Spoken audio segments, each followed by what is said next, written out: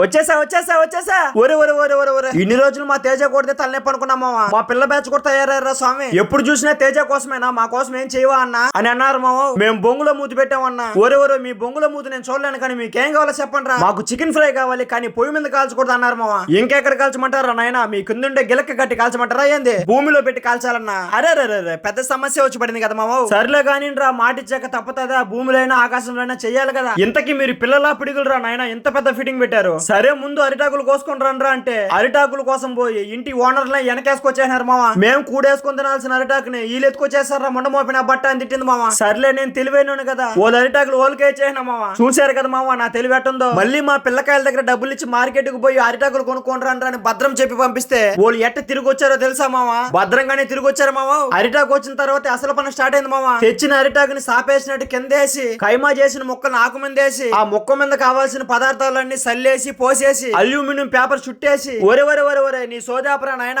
ఏమైంది Mao, already నువ్వు చెప్పింది చెప్పినట్టు వాళ్ళు చేసేసినారా. నీకు మతి మరిపు ఎక్కువ ఉండదు, ముందు ఎర్రగడ్డ హాస్పిటల్ పోరా నాయన. అవునే మావో. సరే నేను ఎర్రగడ్డ హాస్పిటల్ కి వెళ్తున్నా మావో. పోతా 2 ముక్కలు తినేసి టేస్ట్ ఎట్టుందో చెప్పేసి పోతా మావో. టేస్ట్ ఈ విధంగా వస్తుందని అస్సలు ఎక్స్పెక్ట్ చేయలేదు మావా.